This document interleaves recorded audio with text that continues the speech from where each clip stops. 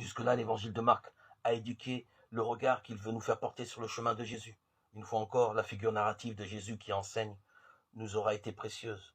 En effet, il s'agissait bien pour le texte d'enseigner la foi dans laquelle se tiennent les chrétiens comme communauté croyante. Nous sommes prêts maintenant à nous laisser conduire par le récit du chemin que Jésus a effectivement vécu à Jérusalem. Mais nous sommes prévenus. Ce récit n'aura pas vocation à faire la relation circonstanciée de ce que Jésus a un jour enduré à Jérusalem. Sa fonction sera de nous rendre possible la découverte de ce qui fait vivre les croyants lorsqu'ils regardent Jésus endurer sa passion à Jérusalem. Au chapitre 11, le voyage de Jésus touche à sa fin. Ils sont proches de Jérusalem, vers Bethphagée et Béthanie, près du mont des Oliviers. Marc 11, 1. Jésus n'est pas encore à Jérusalem et le récit ne raconte pas encore les événements de la passion.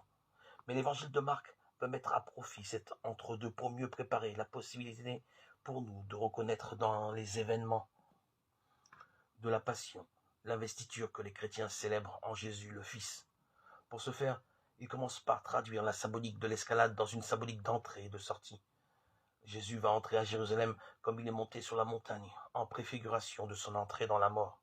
Et il va sortir de Jérusalem comme il est descendu de la montagne, en préfiguration de sa résurrection d'entre les morts. La première fois que cela se produit, le contexte est assez solennel. Après avoir soigneusement préparé son arrivée, Jésus couvre d'abord la distance qui le sépare encore de Jérusalem.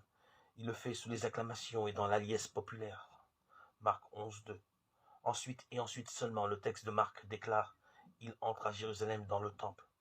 Il regarde tout à la ronde. » Marc 11, 11. Puis, sans autre détail, le récit enchaîne en disant « Tardive déjà est l'heure. Il sort vers Béthanie avec les 12. » Marc 11, 11. Jésus ne fait donc que passer par Jérusalem. Très vite, le texte raconte une seconde traversée de Jérusalem. D'abord l'entrée. Ils viennent à Jérusalem, ils rentrent dans le temple. Cette fois, Jésus est à Jérusalem pour poser un geste. Marc 11, 15. Il chasse les vendeurs du temple. Mais la sortie intervient immédiatement après. Et quand il se fait tard, ils sortent hors de la ville. Marc 11, 19. Une troisième fois encore, le mouvement s'enclenche.